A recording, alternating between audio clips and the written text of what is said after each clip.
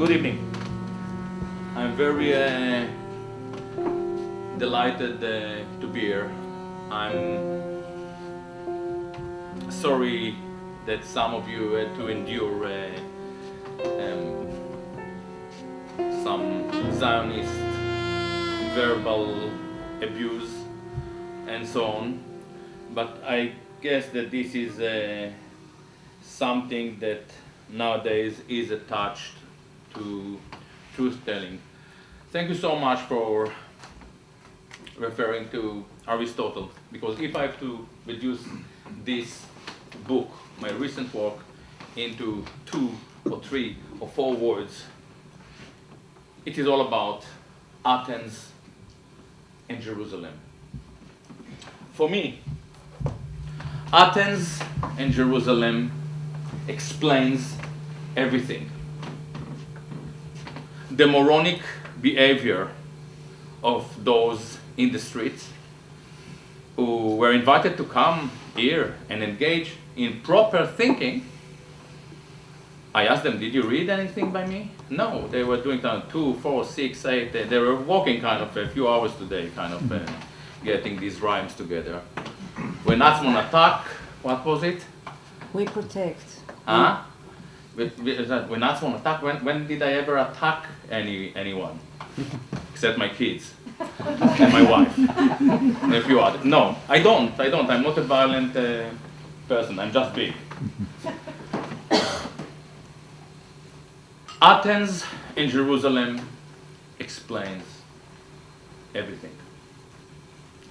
Our dystopia, the fact that our kids or our grandkids do not have future, a prospect of a future. Believe it or not, it even explains the Grenfell fire. Don't worry, I'll explain it. It explains the level of phobia that was expressed around my visit to this place. And the people who run this place read my book, they looked into the accusations, they realized that they were fabricated. So what is Athens and Jerusalem? And by the way, I'm not original here. It's a concept that evolved in 19th century Germany and was actually introduced to the West, to the English-speaking world, by the very famous Jewish philosopher Leo Strauss, who is considered to be the fathers of the neocon movement. So he's not necessarily a nice guy. Athens, my friend, is the birthplace of philosophy. In Athens, as you just mentioned, we think things through. It is the birthplace of aesthetics, metaphysics, Plato, Aristotle, tons of pre-Socratic thinkers, Pythagoras. Jerusalem, on the other hand, is the city of revelation. Jerusalem is where we follow mitzvot. Now this is crucial. Athens and Jerusalem is not Jews versus Goyim or Jews versus Gentiles. Athens and Jerusalem is thinking things through, as opposed to following regulations, mitzvot, commandments, laws. Don't do that, don't do that, don't do that. The 10 Commandments is Jerusalem. I don't need you to tell me that I shouldn't kill. I'm supposed to understand it on my own. Athens is ethics. Jerusalem is anti-ethics. How is it related to Grenfell Tower? Very simple. People who think things through, that understand, well, people who understand what responsibility and morality and ethics are, don't clad building all over this country with flammable materials. Am I right? Yeah. But when it happened, and there were questions that, listen, we were following regulations. We were following mitzvot. It's not Jews and Gentiles. Because Tony Blair is not a Jew, and yet he is a Jerusalemite. And Hitler maybe started as an Athenian, but ended up as a Jerusalemite. And our biggest disaster is that by now we are all operating as Jerusalemites. The people who are here tonight struggle with it. So said, we let this Atzmon challenge us. The people downstairs are probably beyond repair. And this is a tragedy. Not just for them, for all of us, because we are living with them. And if you want, I'll address later these accusations against me. I asked them, did anyone read what I wrote? A paper by me or anything? No. They are into the 2, 4, 6, 8, Gilad Atzmon must be dead. They didn't do that one, but if you know, this is me being creative.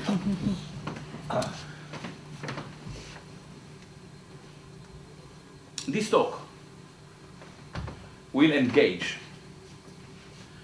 with a disastrous process that hijacked our society, that hijacked the left.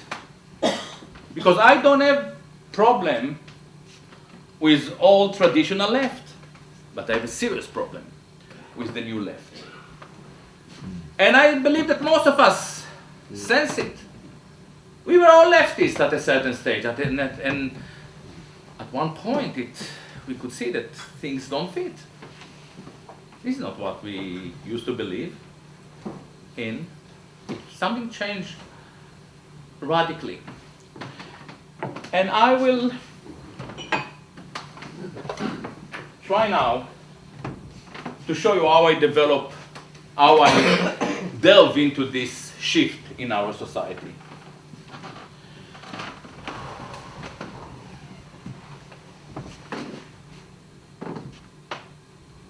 When we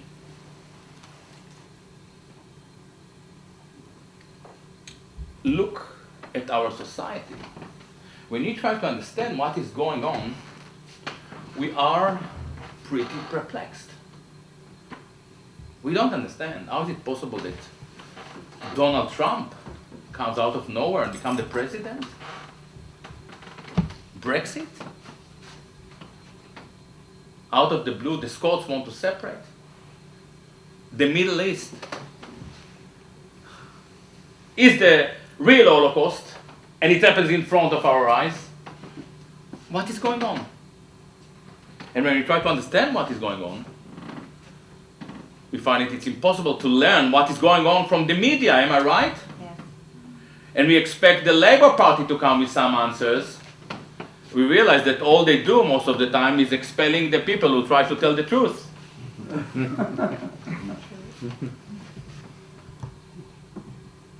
When we were young, the politician, we believed, was an extension of our whims, of our wills. Maybe we were probably wrong, but we believed in it. We believed in the system. This is why Fukuyama thought that we reached the end of history. At a certain stage, we were reduced into consumers, and the role of the politician also changed radically. Instead of looking after us, their job was there to sustain consumption, to maintain a system that has nothing to do with us. We are close to nothing. Even the democratic process, it doesn't really matter. If we vote for the Labour, their policies are shaped by LFI, Labour Friends of Israel. If we vote for Conservatives, it's Conservative Friends of Israel. The same happens in America. The same happens in France. Even Turkey. We have two people from Turkey here. Even Turkey is pro-Israeli now. And yet this tremendous shift, and very negative shift, was completely ignored by the media. Was completely ignored by our academics. When we were young, academics used to be very clever. They tell us, listen, if you go in this direction, nobody warned us that our society, our prospect of hope, was about to be hijacked. How is it possible? Are they all stupid? I looked into it. And I came to a conclusion that there are two political developments that shattered our ability to think. One is political correctness, and I will deal with it in 10-15 minutes. The other one is identity politics.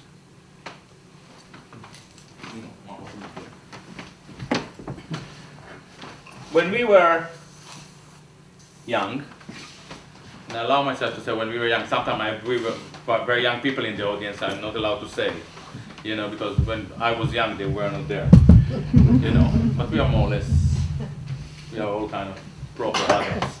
No, you're not, Go and come back in 20 years, what are you doing here,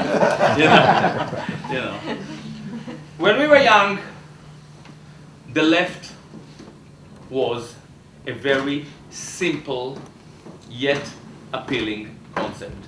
They told us, listen, we're all together here. We're all together. It doesn't matter if you're a Jew, if you're black, if you are a lesbian, a Muslim. We are all together against the bad guys, the capitalists, the money. And this was quite nice. I was 17, 18 years old, and yeah, I want to be like everyone else. But then, completely out of the blue, the left changed its approach. It started to cut society, to break society into groups. As a Jew, as a woman, as a gay, as a transsexual, as a black, as a. They taught us to talk as a. And then instead of fighting together against the bad guys, we started to fight against each other. Quite simple. And who cares about the bad guys with the money? In fact, the bad guys with the money, like George Soros, for instance, Open Society Institute, funded this breaking of our society. This is, now why it happened is quite clear. It happened because we had problems.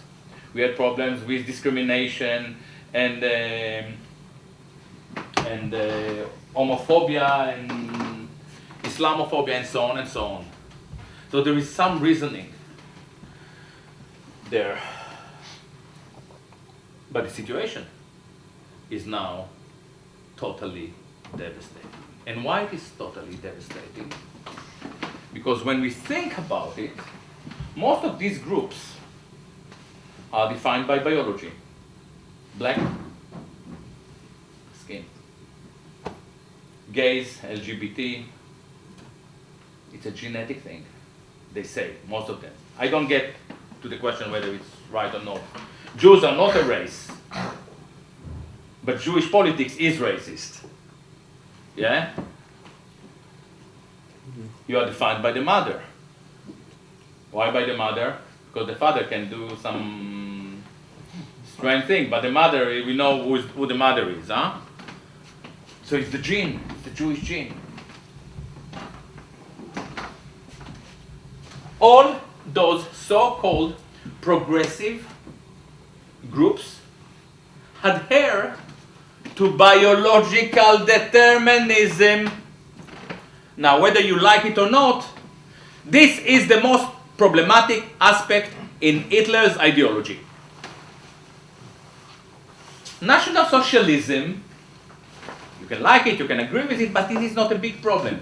Nationalism is not a big problem. By the way, 51%, at least 51% of the Brits want nationalism now. And socialism is definitely not a bad idea. We like the idea of equality. So this wasn't the problem with Hitler. The problem with Hitler was biological determinism. Am I right? I am right. Racism. Identitarian politics divided us into biological determinist groups that adhere to Hitlerian ideology, and they're shouting downstairs against racism. They are the most racially oriented people. There are a lot of problems with it. For instance, I'm sorry, I have to go. I don't want to be rude. I would love to listen, but I've got my son at home that is a bit sick. Stay here. I'll go with your son. No, take care of him. But I'd love to hear. I don't want to be rude, really. And it's a shame I couldn't stay. I was really looking for this too. But you can buy the book on Amazon. oh, I will. Yeah. Thanks. Yeah. See ya. This system that is called diversity actually sustains racial thinking. Am I right? Not good. In the name of diversity, we actually sustain racial thinking. And there are a lot of problems with it. Each of these groups is a cosmopolitan group. Let's take the gays. The gays, the British gays, the gays in Britain, is not something that ends in Dover, am I right? It continues to France. It continues to Germany, to Poland, to Russia. Let's assume that Mr. Putin is giving us some problems. What do? We mobilize, for instance, a gay group or lesbian or pussy farting. How is it called? How is that called? Pussy riots. Yeah, so I always get it. So. Yeah, pussy riot. Sorry. Pussy. I'm a foreigner. I'm entitled to make some mistakes. You know. Pussy riots. Pussy riots. No, we have the pussy riots, mounting pressure on Putin, or the gays lobby in Moscow, mounting pressure on Putin. This is exactly how the Jewish lobby is operating. Some of the people that harassed this venue actually were in America. Because the Jewish lobby is a cosmopolitan lobby. This is the world. This is where England is finished. And this is the world. And this is France and Germany and Russia. We basically turned every person in the Western universe into a tribal who operates like a Jew.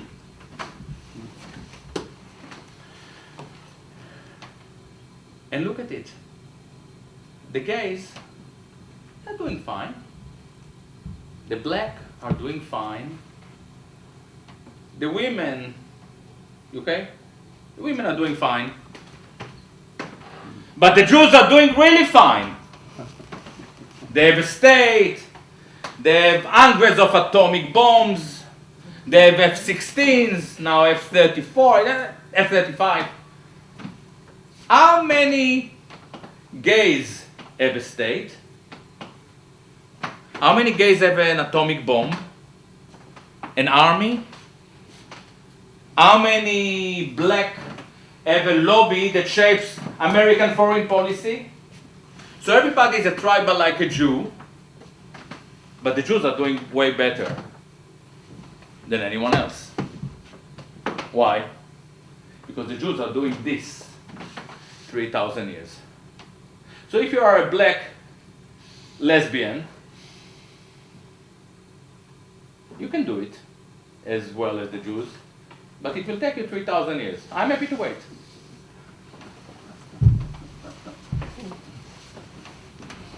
How is it possible that this shift is taking place in our society and no one notices? This is a big shift. Our society is shredded in front of our eyes, has been shredded in front of our eyes for the last 30, 40, 50 years. How is it possible that we didn't notice? I looked into it. Two elements.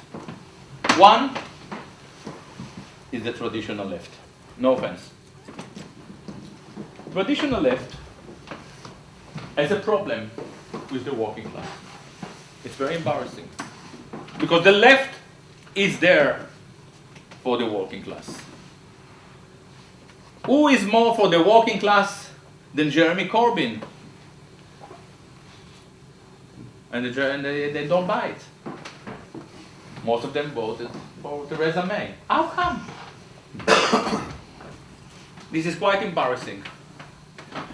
Leftists, I mean proper leftists, not identitarians, are aware of this problem at the core of left ideology. They realized many years ago that the revolution wasn't going to happen. The first to understand it was George Sorel. The second to understand it was Antonio Gramsci. They realized that working class don't operate the way we want them to operate. Why? You come to John Smith and you tell him, listen, tomorrow we meet at RISC at 12 o'clock, we are going to have a revolution. He tells you, I can't, I'm at work.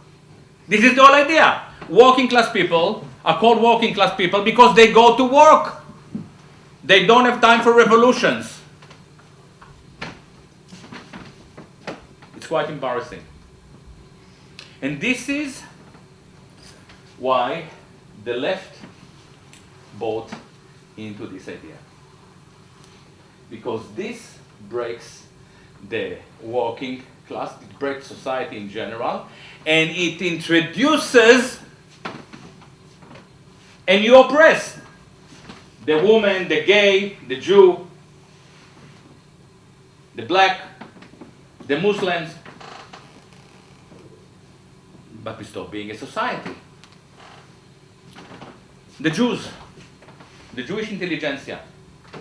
Jewish intelligentsia also had a very good reason to be slightly suspicious of working people being united.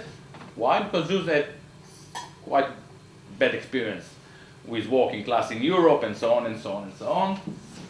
And they really liked to see working class being divided. And also the same applies to immigration. One of the ways, I'm an immigrant, yeah, so it's not that I'm trying to advocate anti-immigration, but I know what is my role in your society. It's quite embarrassing, I'm sorry about it, but we have a lot of immigration because immigration subsides the cohesiveness of the working class.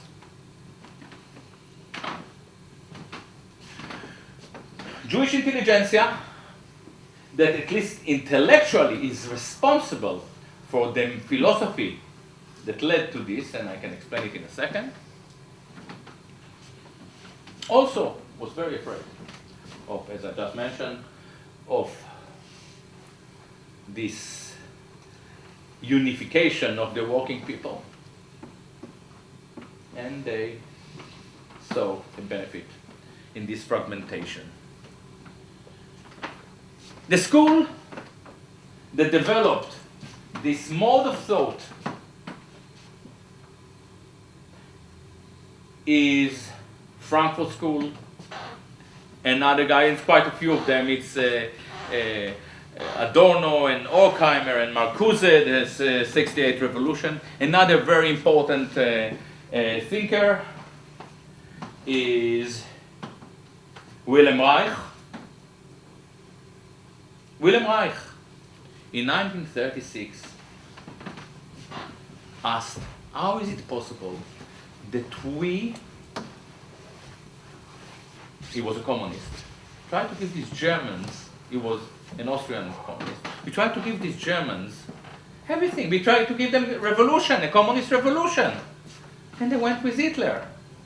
He thought about it for 2 hours. He said, I know what it is. It is because they are sexually oppressed. He invented the sex revolution. We have to destroy the family as we know it. We have to destroy the patriarchal family as we know it. We have to destroy every system of hegemony. And by the way, we had an incredible sex revolution. You remember it in the 60s. And guess what? We are still oppressed. It didn't work. Not only that it didn't work, we lost our ability to fight back. We don't remember how to do it. Because we are fragmented, we are divided. How is it possible that we couldn't see any of that coming?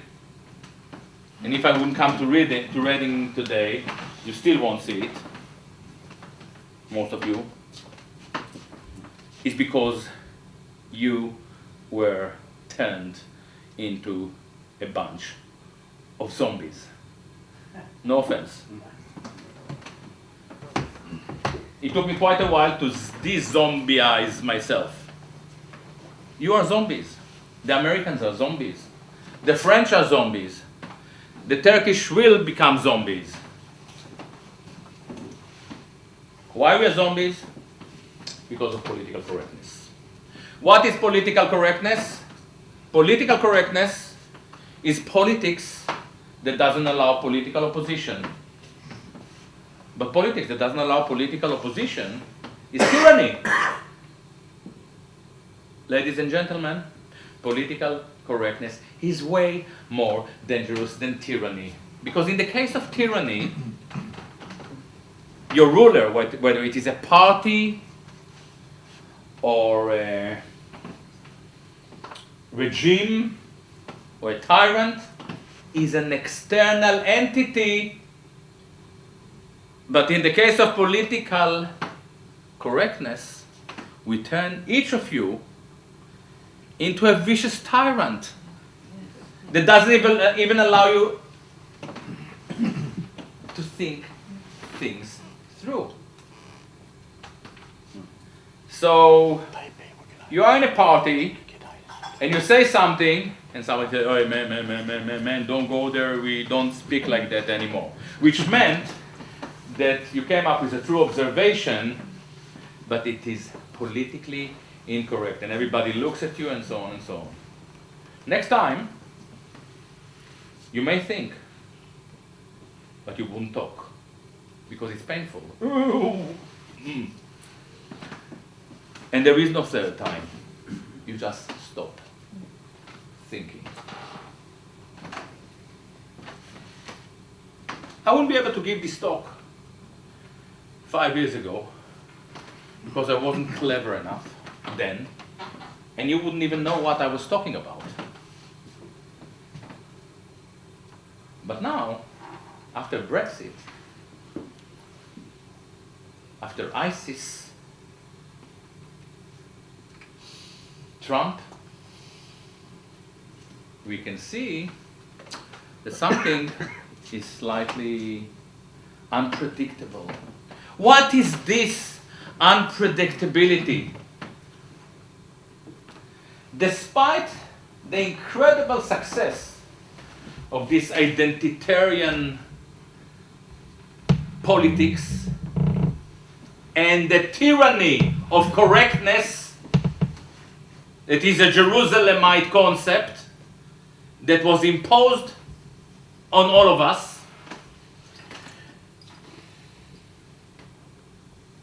Suddenly, out of the blue, 51% of the Brits want to split from Europe. What the fuck is that? Suddenly, out of the blue, the Scots want to split from us or from you. Out of the blue, this crazy guy, Donald Trump, is the president. By the way, I didn't check in the last 2 hours. Maybe there is a world war or South Korea. Yeah. You have got, you know, what is it? It's very simple. What was it? 8th of November, the election. On the 8th of November, America looked like that. I made the same mistake. This was America, divided into two. A lot of Azeh,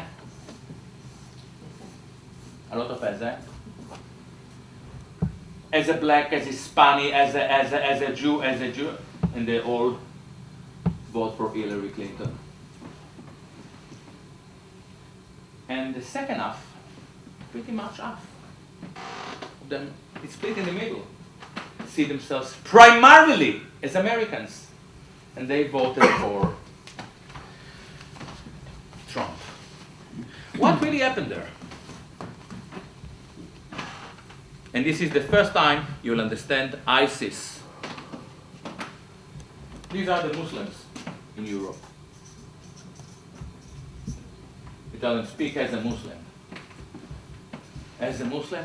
I speak as a Muslim. But you don't let me be a Muslim.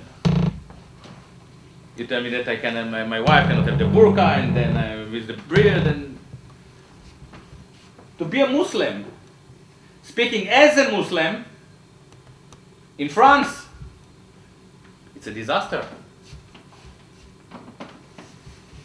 And then ISIS is telling them, come to Raqqa and be a Muslim. And enough Muslims found it attractive.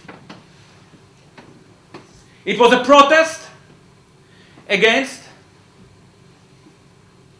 identity politics. It's not just the Muslims, the Jews. As a Jew, how many times you as a Jew in PSC meetings? As a Jew, and everybody is a Jew, you know, is a Jew speaking. The Israelis, or the Zionists, whatever you want to call them, came to the Jews and tell them, what does it mean for you to speak as a Jew? Come to Israel and be a Jew. We will teach you how to drive a tank, to fly an F-16, to shoot M16. Everything in Israel is with 16. They're like this. It's a nice number. 2 times 8. 4 times 4. It's 10 plus 6. No. My humor is not, it's structured like a joke, but it's not funny. But this is funny. Huh? Anyway. Being replaces the Ezra. This is exactly what the Brits, we don't want to talk as Brits. We want to be Brits. We want to be Scots. And in Germany, 13%. for the right-wing party, which is quite a lot because Merkel is 30. It's not that she's 65 and they are 13, yeah? This is the rise of nationalism is reaction to this politics. And this is what I'm doing in Being Time. I explain how this took shape in our society.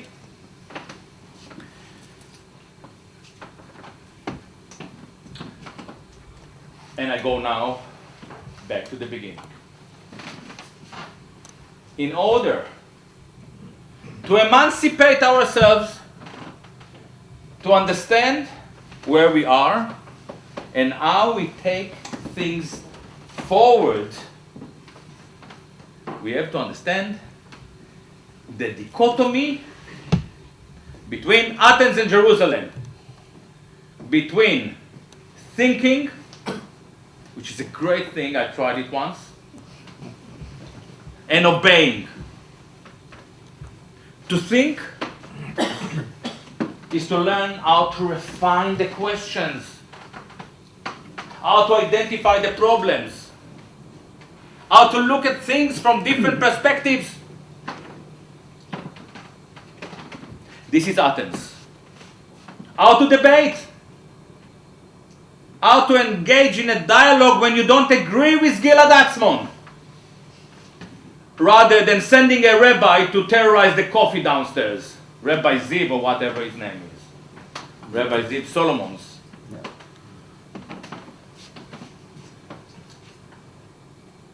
Jerusalem is sending a bunch of Sabos Goim, one of them is your counselor, as I understood, to shout 2, 4, 6, 8, 1, blah, blah, blah, blah. Without thinking. Leo Strauss believed, which is a nice idea, that Jerusalem and Athens are complementary, that they are in kind of in a dialectical battle. I think that he was wrong. Athens and Jerusalem are in war. And in this war, Athens was obliterated. It's our duty to bring it back. And why?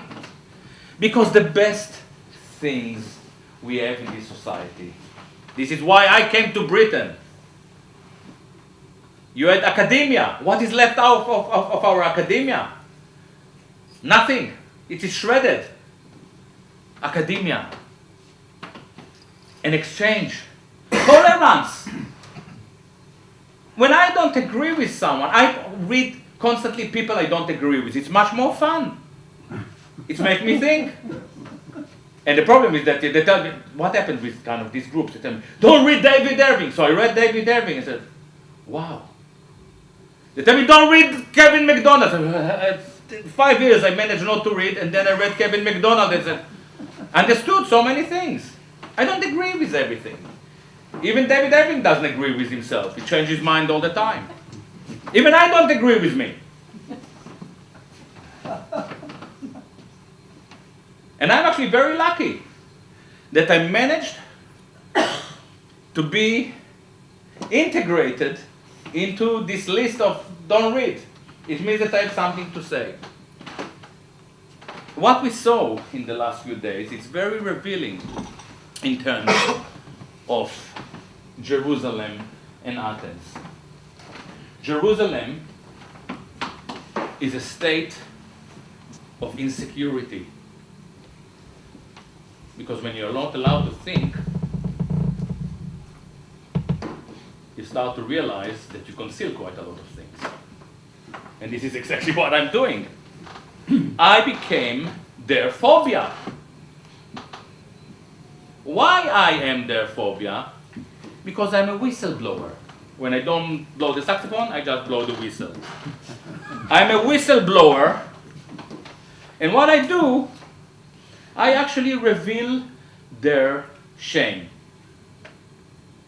Now, usually, if you go to a psychoanalyst, this is what they do. You pay quite a lot, and they are specialized in unveiling those things that you try to hide from yourself. I do it for the entire collective, which is what I did here, to the Jewish world. I did it all for free. And I'm doing it now to the Western society. And it is because I believe that if we don't stop now and start to think about our situation and understand the core problems, we are doomed. Now, in the Q&A, I will develop this thought, and I will show you. I don't want to upset you, because she always couldn't take it. Oh, my son, she doesn't. She made it up. She just couldn't take it. I'll do it step by step, but our situation is grim, and you know it. We are living in a society with no prospect of a future. When we were young, there was future for us. I thought I'll go to university. If it doesn't work, I'll try to play the saxophone. If it doesn't work, I'll go to work in a factory. Our kids have nothing awaiting for them. And your kids are in the same situation. We'll talk about all of it. I would like now, and by the way, I promise if you want, I can show you how Athens, because you are all Palestinian supporters, how Athens and Jerusalem, how the Jerusalemification of the Palestinian solidarity movement shattered this movement and destroyed its ability to operate as a solidarity body. Okay, so I prepared all my work on that, so we can go there, but it's your time. Start to hit me with the hardest question you can. Well, Yeah. Very good. Thank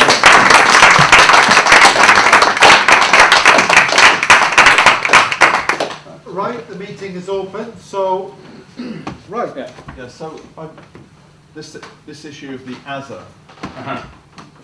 and nationalism. Uh-huh. You've only talked of this as something which seems to have happened in the last 50 years, but my experience of the left is it's always been fragmented. Mm-hmm. And secondly, nationalism isn't a new thing. It's huge in the 19th century. For sure. Pardon? Sure. Absolutely. Yeah. It started nationalism is something that started towards the end, 1870, let's say in Germany, in Italy, and so on and so on. It's something that evolved after Enlightenment and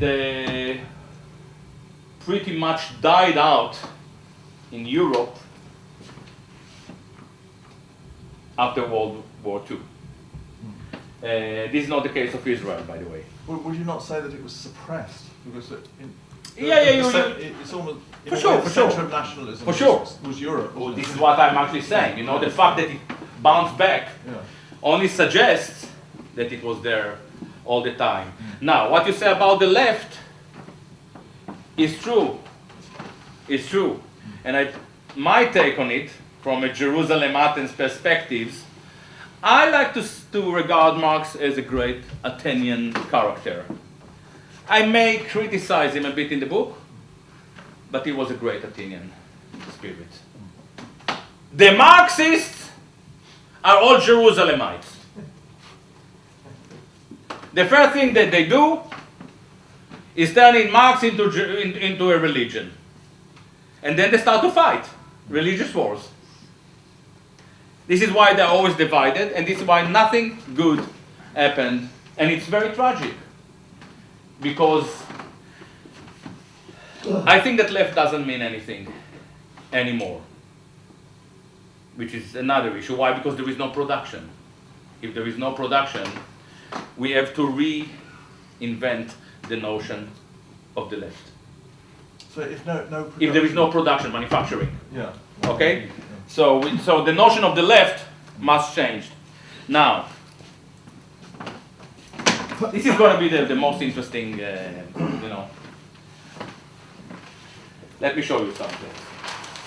Another book that we are not allowed to read is called The Bell Curve. Have you heard about The Bell Curve? It's a book from the 90s, 94 I think it came out. The Bell Curve describes how things are distributed in nature. So if this is height, so in English, in England in Britain I can speak about in meters, in America I was kind of get lost. Let's say that male, if this is equality, this is equality and these are numbers, yeah, so let's say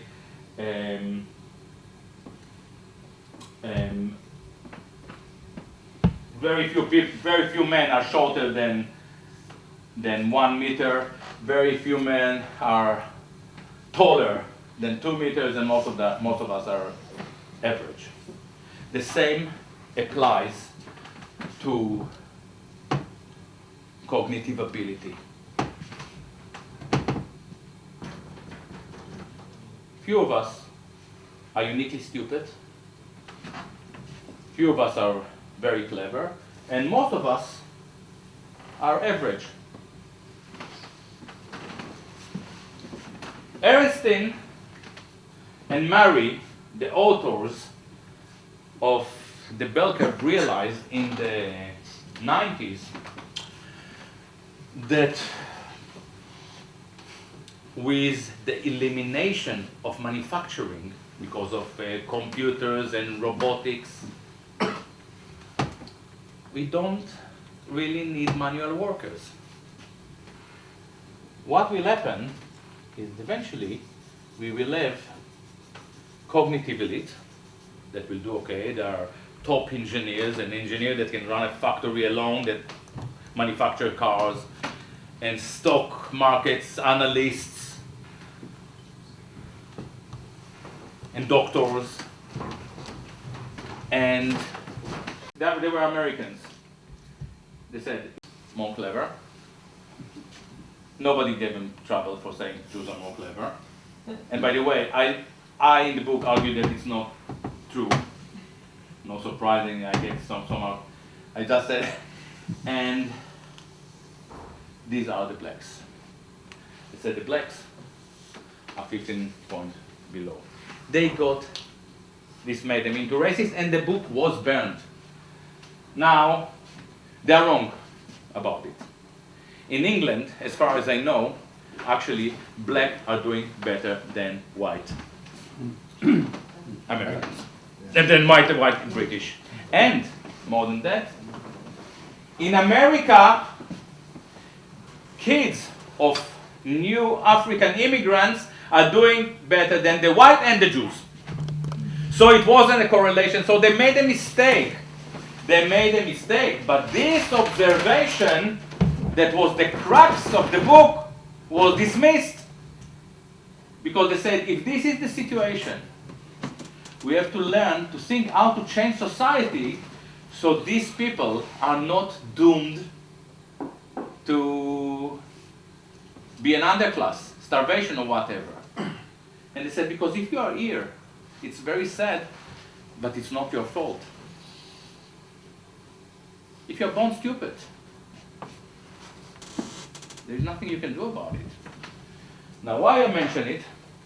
Because the left all the time tells us about the 99%. We are the 99% and the other one. No.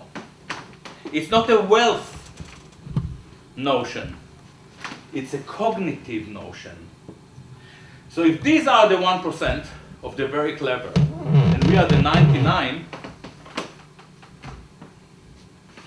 what it means is that if we want to redistribute wealth, for instance, it won't work. You know why it won't work? Let's say that we now redistribute all the wealth. They're clever, we are stupid.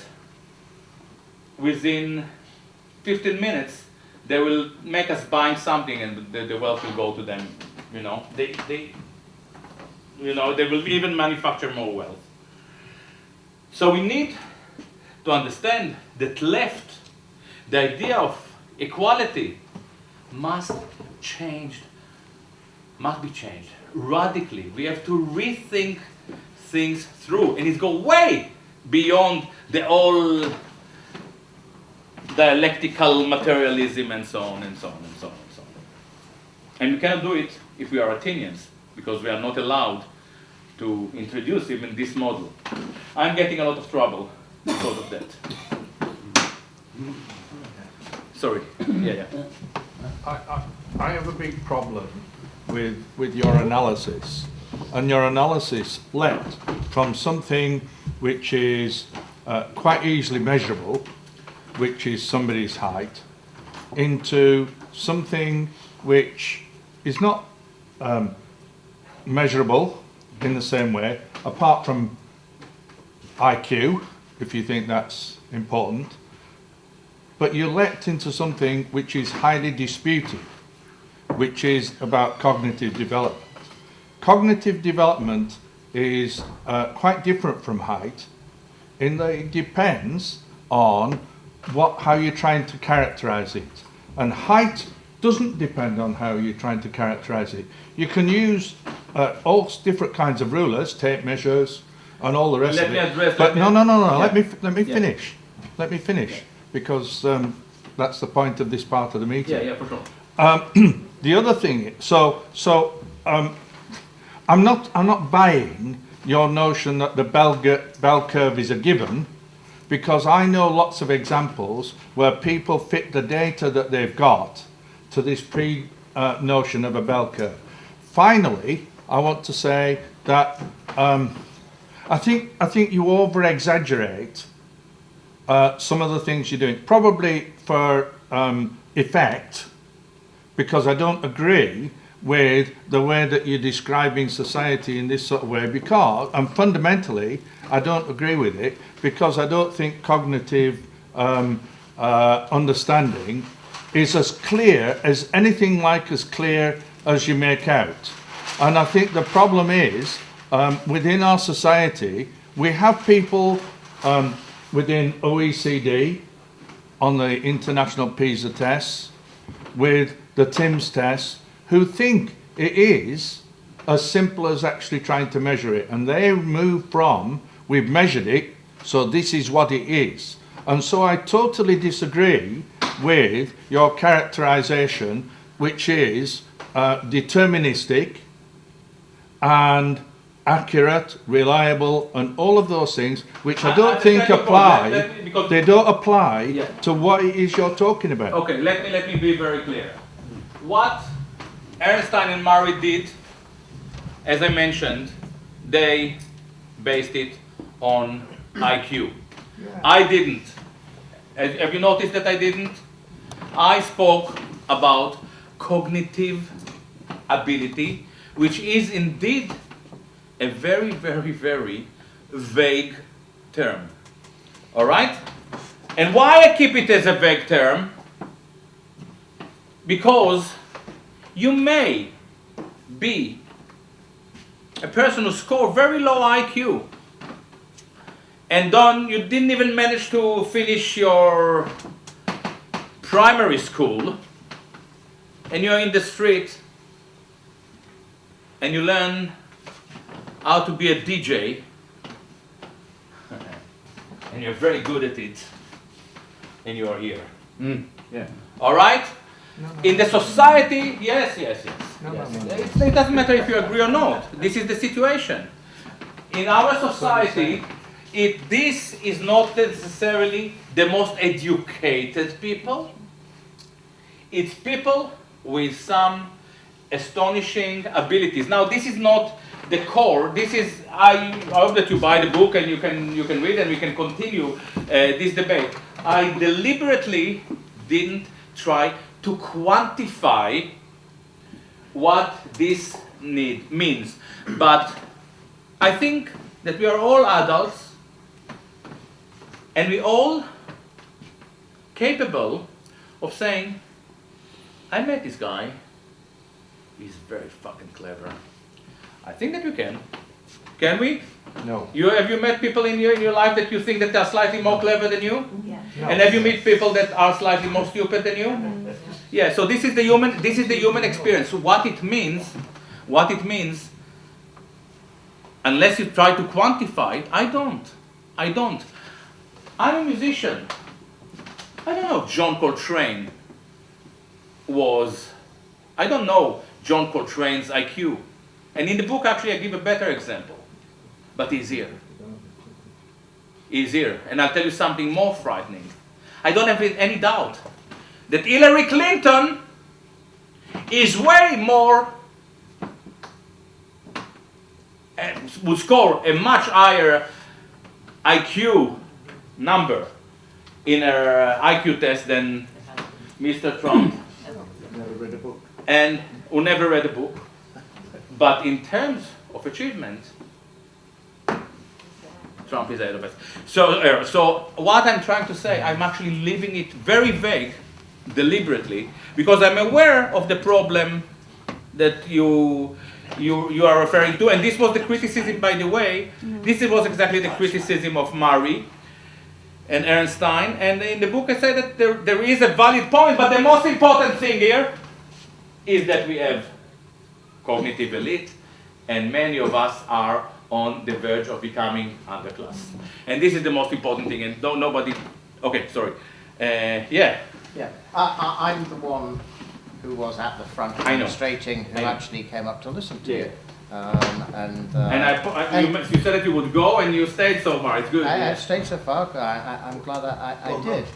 I mean, the first comment I'd make is about the demonstration downstairs, and that I probably knew every one of those people who were out front. Nice. And none of them are stupid, but it actually shows the invidious power of social media, in that one or two of those people down there have been sending stuff through on Facebook pages, saying things about you, and because people react to Facebook, so they don't read it properly, they don't investigate it, and it's very, very sad. And I think it is very, very sad that those people downstairs didn't come up here. Because if they had, they would have they would have learned quite a bit. Now, maybe because I'm a zombie, I haven't followed your entire logical argument. And there were things that you said that were indisputably wrong. So, for example, Hillary Clinton got a greater percentage of the popular vote than Donald Trump. And it was solely due to the American election system that Trump got elected, not the actual vote. So what you said I said it's roughly 50, but you're right. Well, it wasn't. Right. It was 52-48 at the end of the day. Yeah. But the other thing I really want to say is that you seem to have such a negative view of the world. Now, I'm a hopeless optimist. I think this world, and I think there are good statistics to back it up, is a better place now than it was 10 years ago, 100 years ago, 500 years ago, or whatever. We're living longer. We have better standards of education. We have access to clean water. We have fewer people starving. We have fewer people being killed in wars, etc., etc., etc. So why do you think you have such a negative take on the world? What has happened to you in the past that has made you so negative? This is actually a very good question. And this is why I do this kind of meetings, because I don't like to spend money on shrinks. And I like to be challenged. To start with, I'm not so sure that our education is greater. I think that you were well educated. I'm not so sure that my kids are. I think that they aren't. I'm appalled by their education. Well, you are talking to a retired teacher. It's fine. So don't insult the education system. All right. Okay, and I do appreciate that our generation, or my parents' generation, live longer than their parents' generation, but I'm not so sure that my kids will. And it's an open question, and it's a debate. It is open to debate. And for me, not to be able to know that you have a good reason to wake up in the morning to go to work is something that changed the essentiality of being in the world. Now, when we realize that robots are about to take over and that technologically we are moving forward, there were all those Marxist ideas of maybe we don't need to work, maybe we can reduce it to 3 days. Look at us now. We are walking like morons. Many of you cannot even retire. It's true. It's true. Well, it's Sure. not. It is, definitely. It was 65 and it's now 70. Because It is now. I'm happy for you that you retire. I can retire. I could retire when I was 30. All right? But it's not about me. I was very lucky. I did something. But it's not about me and it's not about you. It's about those people who are becoming underclass. And what does it mean to be an underclass? That the underclass is growing. Last year, I was in Google. And in Google, the guy who took me in told me, you realize that we believe now that coding will be done by machines. Now, there are a lot of people are doing coding. It's a clever intellectual adventure. You need 130, 40, 50 IQ to do it. So if people that are really here are now dropped out.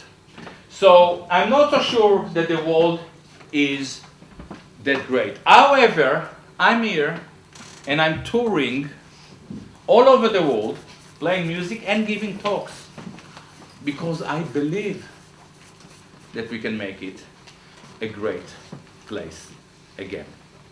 So just now to address your question. And how do we do it?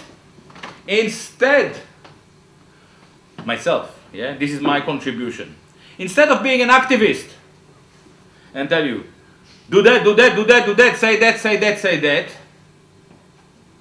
my task or my job as I see it is to refine the questions. As a musician, this is exactly what I'm doing.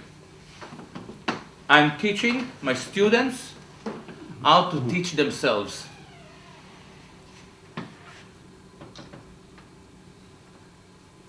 And this is what I'm doing here. This is my experience. This is how I analyze things.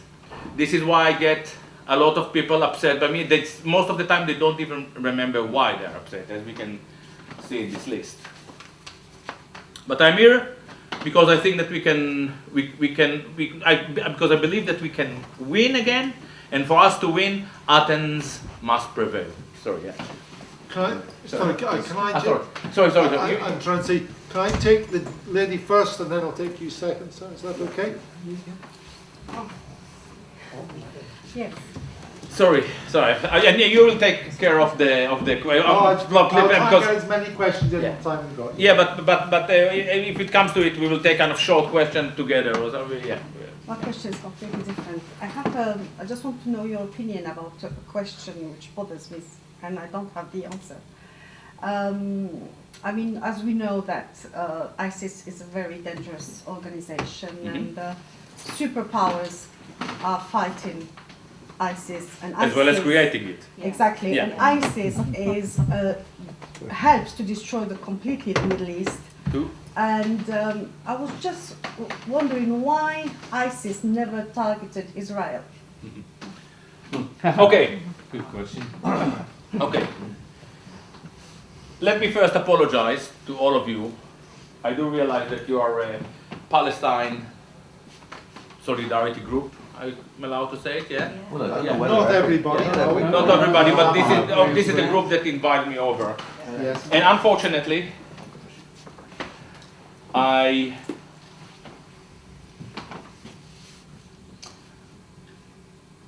didn't speak about Palestine at all, so I'll use this opportunity, I will connect it.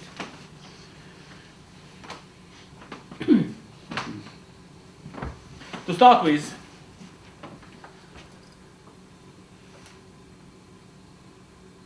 are you a Muslim?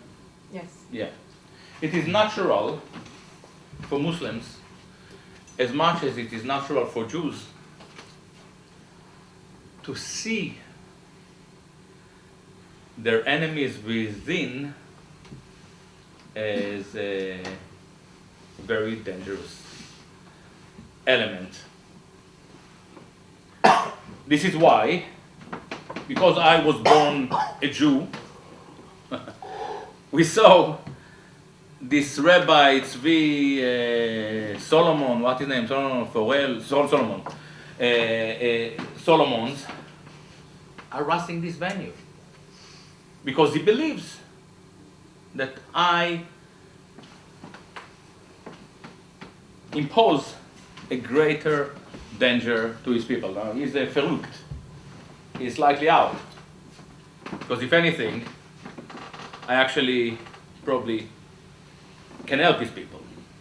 But for the same reason, Muslims, especially religious Muslims, would tend to see their other Muslims that are not as pious as a greater danger. But this is one explanation.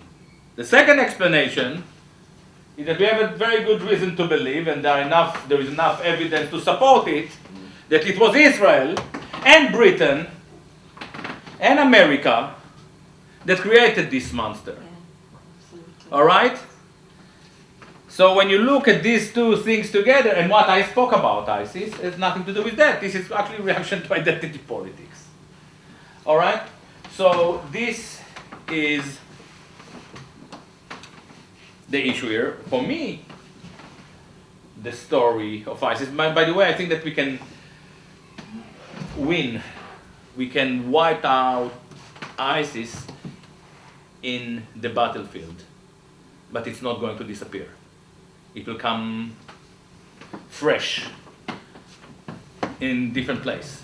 It can be the Balkans, and it can be in Russia, and it can be exactly in the same place that it was defeated a week ago. There are enough Israeli, Arabs, Palestinians who are extremely upset by Israel, and they joined ISIS. And they didn't do it because Israel created it, because it helped them to identify themselves with something they believed in. So it was very attractive. This is, for me, a very fascinating thing about ISIS. What is most shocking about ISIS is the fact that we didn't understand why it was so attractive. We didn't even try to understand. There is this phenomenon that is putting our society in danger, and we meet this danger in Britain even, all those attacks, whether they are false flag or not, I don't know, I don't want to go into it. And we don't even try to understand. And this is a big problem. And this brings us, if you don't mind, I take this question one step further, and I want to talk about Palestine. When we joined this so-called solidarity movement in the 80s, in the 90s, it was very clear what it was all about. It was about the right of return. The Palestinian plight is the simplest plight. These are people who were expelled and they want to go home. Am I right? Yeah.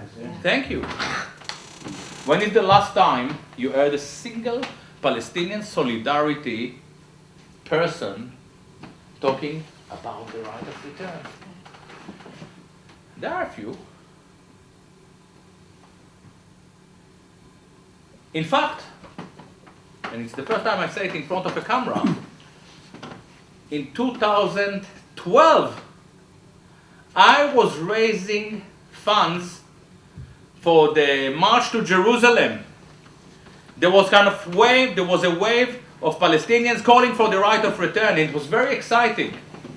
I was raising funds. I was in San Francisco.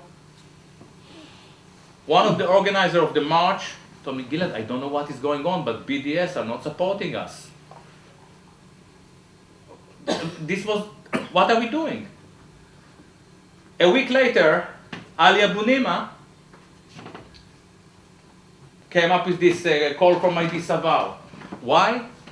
Because I Can you was... just explain that Ali about is that editor of Electronic Intifada, Yeah. pro-Palestinian. supposed to be eye up. So I was actually pushing for the right of return, you know, as a musician, just raising money. And they were in a state of panic, and they came with all these stories about racism that were deconstructed immediately after. But what happened in the Palestinian solidarity movement, we saw more and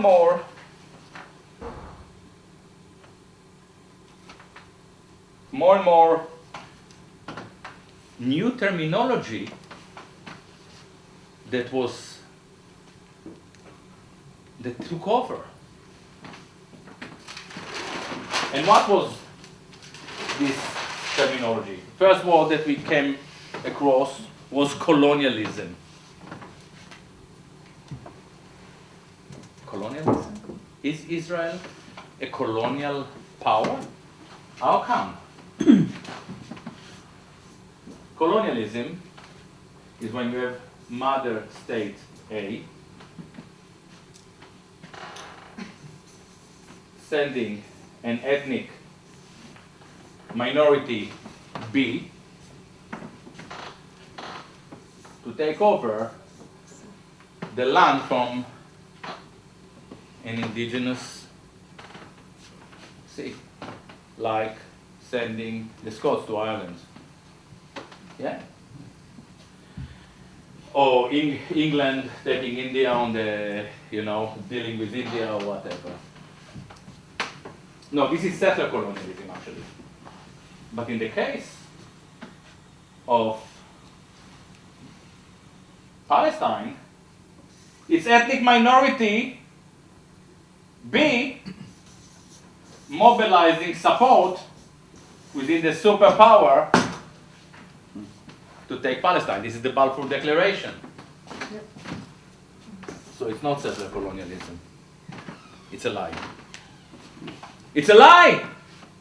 But all these great Palestinian supporters go for it. They talk about colonialism. It cannot be colonialism. Colonialism speaks about mother state and a settler state. But if Israel is a settler state, who is the mother state?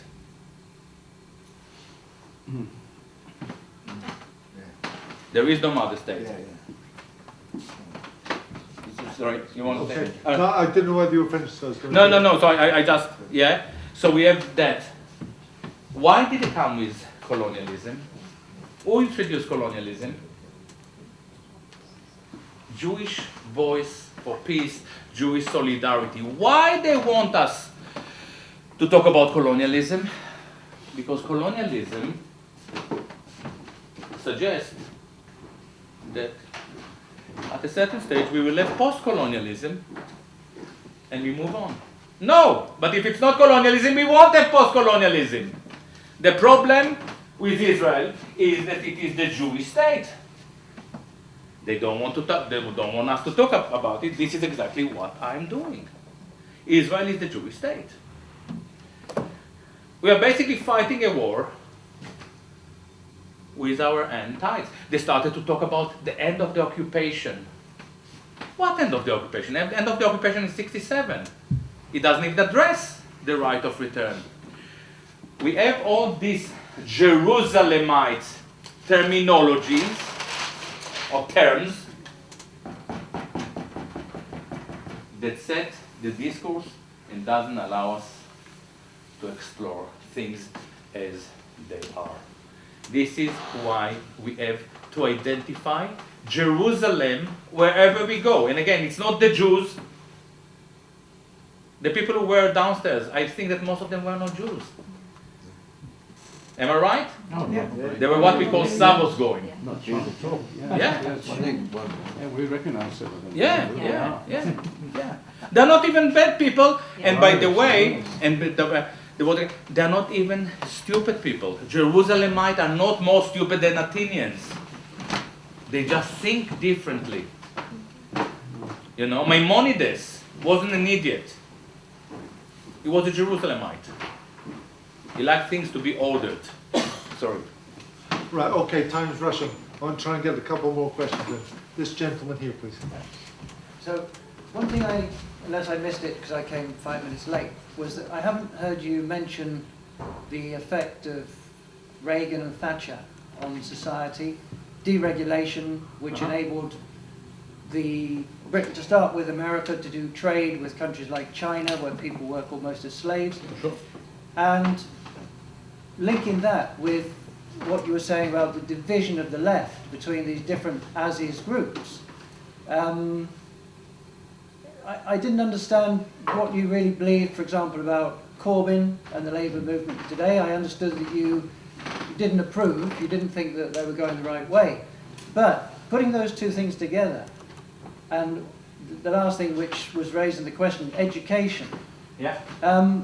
If we have a society that Corbyn and many of people on the true left want, and a distribution of wealth, and all that goes with it, talking about National Health Service, education for everybody, do you not think that educating people is one of the ways to achieve what we're looking for? Sure. Yeah. So this, I mean, in a pragmatic sense, I think you have to be pragmatic. This is very theoretical. But Jeremy Corbyn is actually attempting to solve this problem through, he's got to convince all these different groups and draw them together. They are divided, it's true, but there is also a common aim in the left that does want to achieve. Let me address it. Achieve this. Okay. Of course, education, proper education. Proper English education, something that doesn't exist, and by the way, it will take us quite a long time to train teachers once again. Get back. I agree with you, yes. All right? Now, why do we like Corbyn? Why do we like Corbyn? He's the first step on the way to what we want. I don't know if it's the first step, you know, because we don't know, I don't know if we will give him the chance. Why do we love him? It's quite frightening. For the same reason, don't be cross with me, that we like Trump. And by the way, it's not the same people who like Trump and like Corbyn, obviously. And for the same reason that we like Bernie Sanders. What do they have in common? They are nostalgic characters. And what is so unique about them being nostalgic characters? That's what I love about Corbyn. I have a lot of issues with Corbyn. Why? Because he's a nice guy. I want him to be stronger, to fight for what he believes in. I don't want to see, you know, thousands of people expelled from his party without him, including his best friend, without him standing up. It drives me crazy. What was it that Trump gave to the American people? I mean, he didn't give them anything. What he promised them?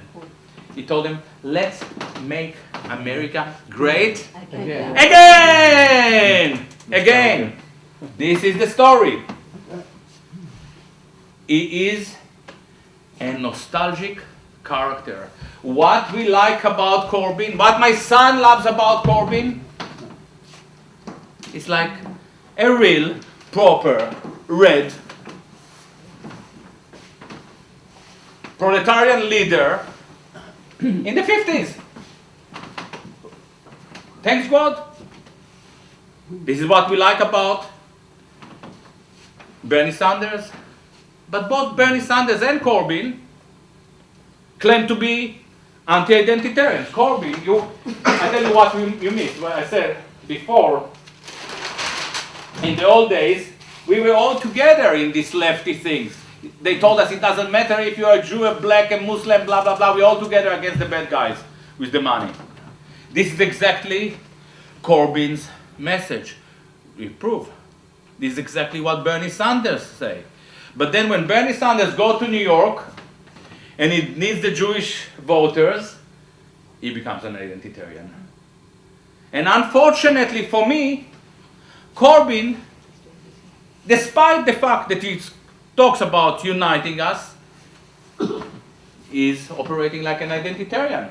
How is it possible that Ken Livingstone is kicked out from the party or suspended for telling the fucking truth without the leader of the party saying, I had enough of it?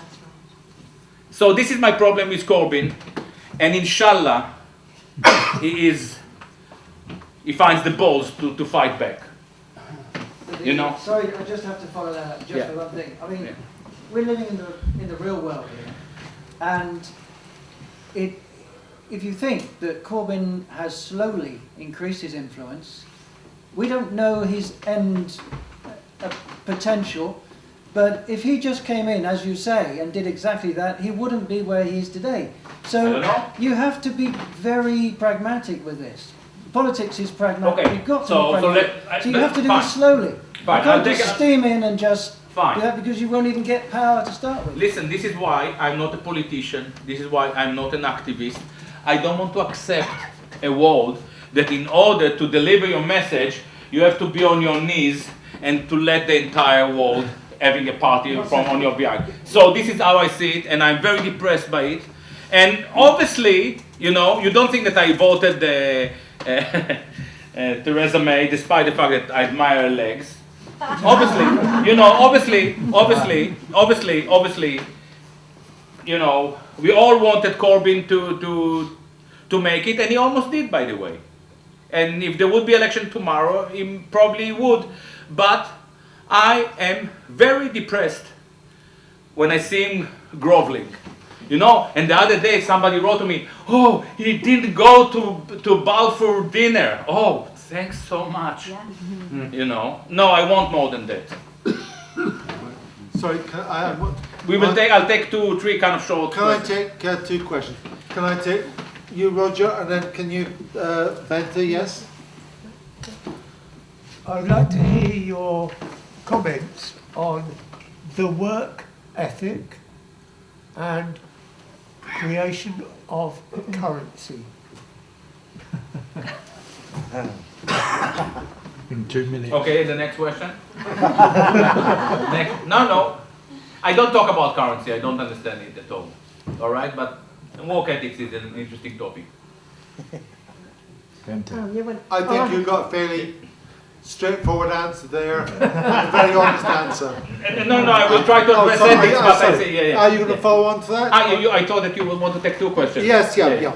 Okay, I have actually 2 things to point out. I want to, initially, what I want to say is, this is a one-dimensional. You identified this extra layer of complexity, using that as an idea of why we are not together. But I think the world is much more messy than that.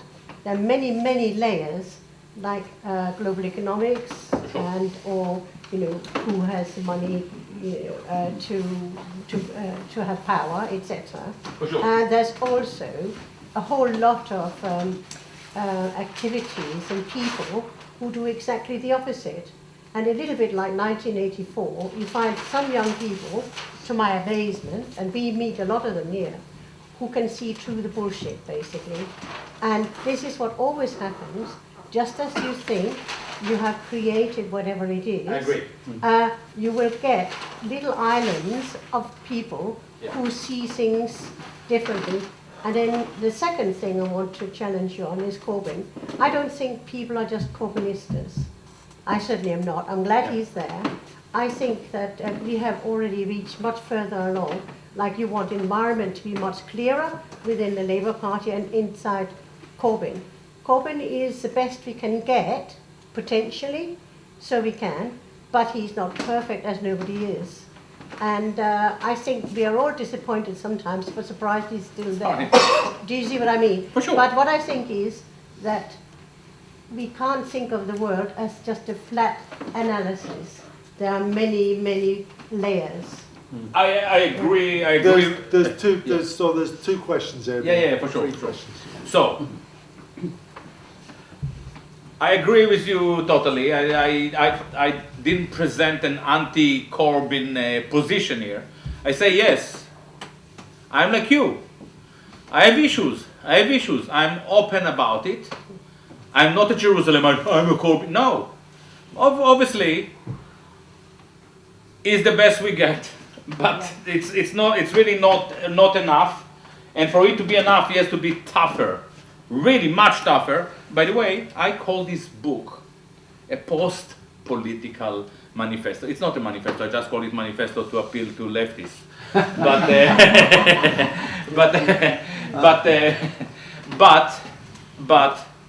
I don't believe in politicians.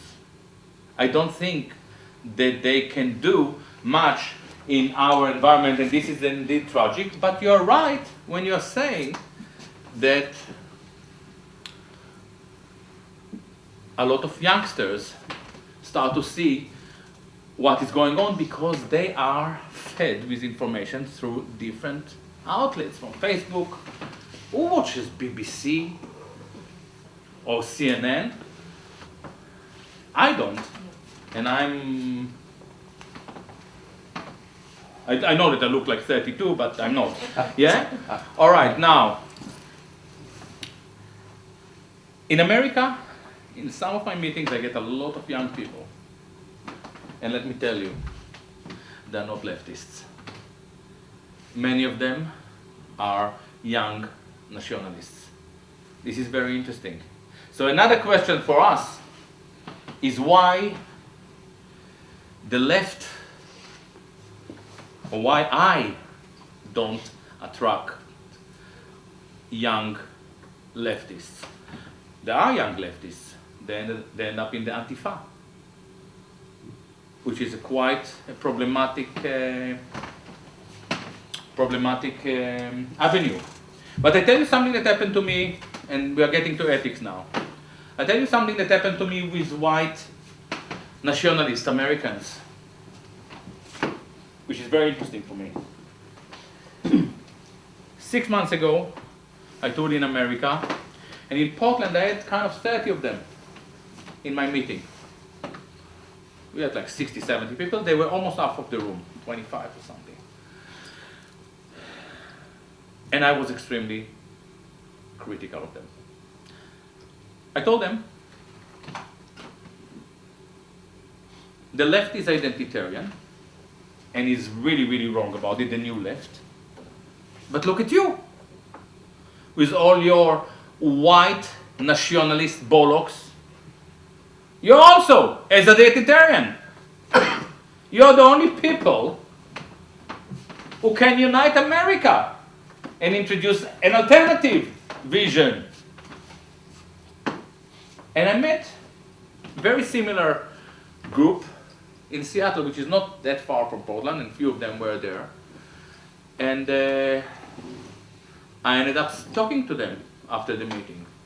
And they told me, listen, in Portland, they told me, listen, we have to think about it. There is something to think about. And the last time I met them, they said, you're right. We have to reshape our narrative. This is exactly the one thing that I never hear from leftists, not even from traditional leftists. Maybe in the old Stalinists thinking cells, I could see it. And this is where we have a problem. Ethics. Work ethics or ethics in general? Work ethics. For work ethics, you need work. And we don't have work. I'm not crying. I'm a musician, and I'm a very busy musician. I'm supposed to be the busiest musician, busiest jazz artist in this country. And when I don't play, I talk. But what the Jews have to do? They just have to book me gigs, you know. Yeah, but we don't have much work. anymore. And this is why the notion of work ethics is almost irrelevant. But the notion of ethics is still the most relevant topic. And what is ethics? It brings us back to the beginning. Were you here in the beginning? Yeah, you were. What is ethics? Ethics is making judgments, thinking through, understanding the situation and understanding that two contradicting judgments can be ethical. And accepting it. Jerusalem, Ten Commandments, is the opposite of ethics.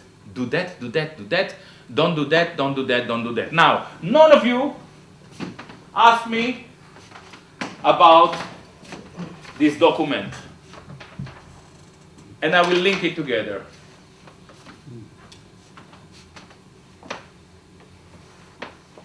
This venue was harassed. Your counselors was harassed because of me.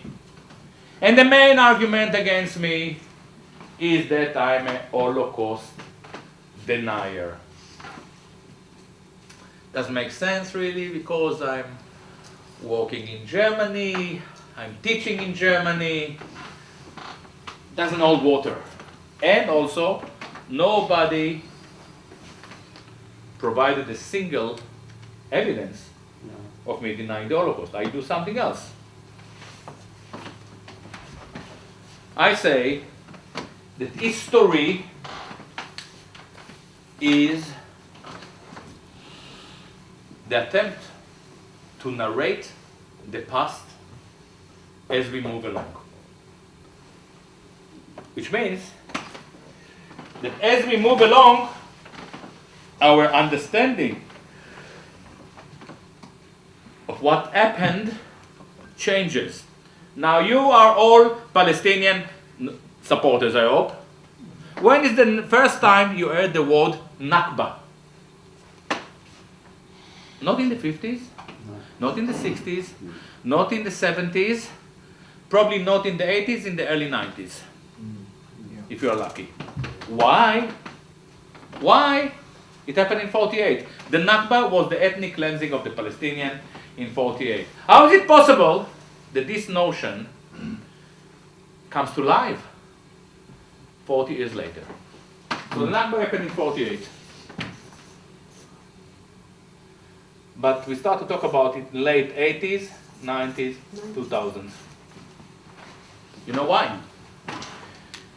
Because in the light of the war in Kosovo, some new historians, Palestinians and Israelis, like Ilan Pape and Nur Masalha and Benny Morris, realized that what was happening in Kosovo, ethnic cleansing, is very similar to the events that took place in 48. This is the real meaning of history. We are moving along. There is a new terminology appears that helps us to understand our reality. We look back and we re-narrate the past. And we suddenly, ethically awakened by event in the future. This is the real meaning of ethics. Another great example. Timothy Snyder, in his last book,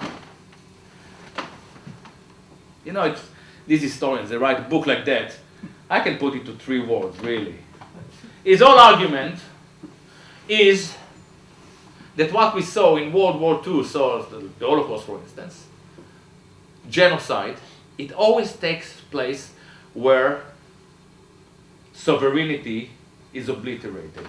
He said, this is why we had Holocaust in Poland, in Ukraine, in parts of Russia, but we didn't have in Holland. I mean, Jews were deported, but we didn't have camps and mass shooting and so on and so on. In Holland, in France, or in Germany. He's right. And then he said, but this is exactly what we are doing now.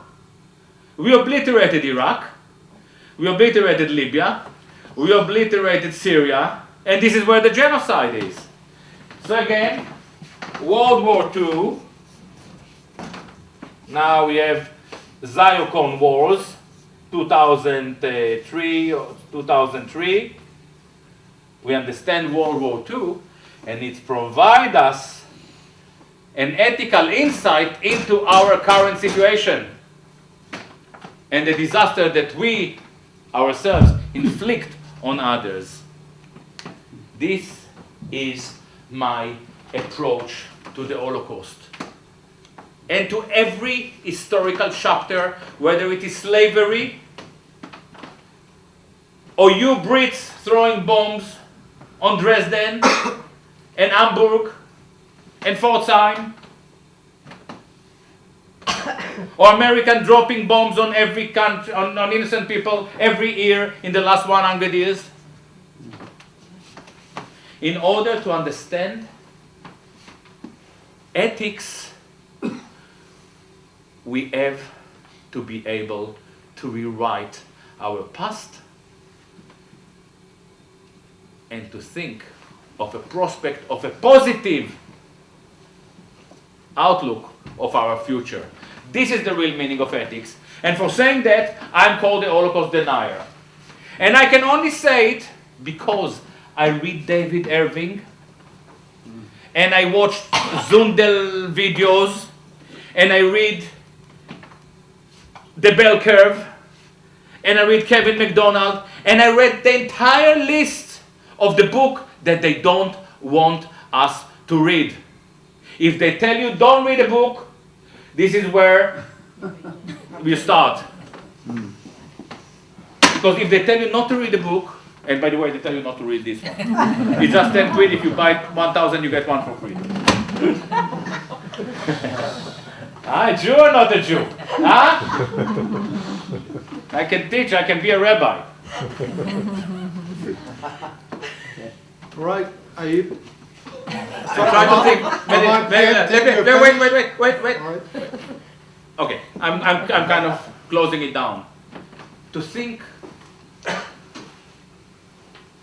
about the past, to rethink, to revise, is the only possibility to understand where we are going.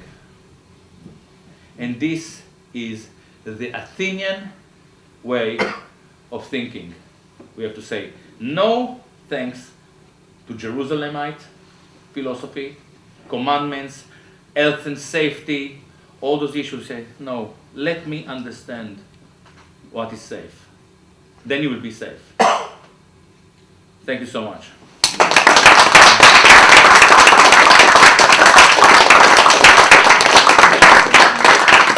Right, can I possibly just say a few words?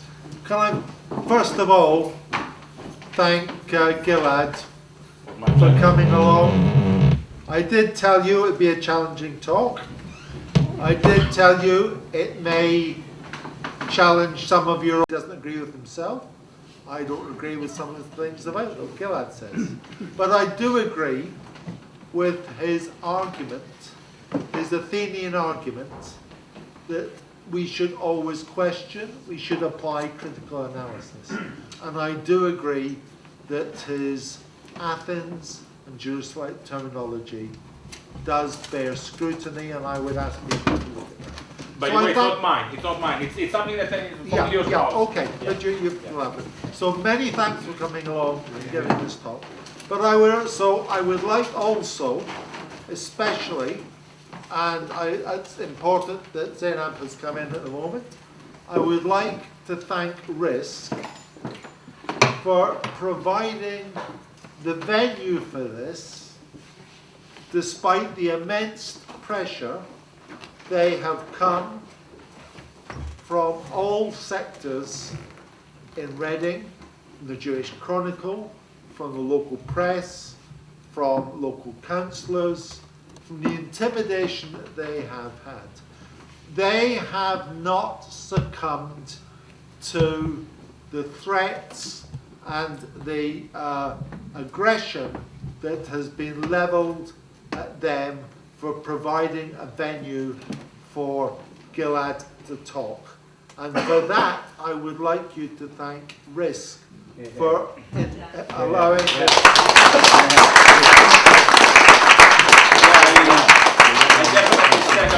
I mentioned it in the beginning, and I mention it again.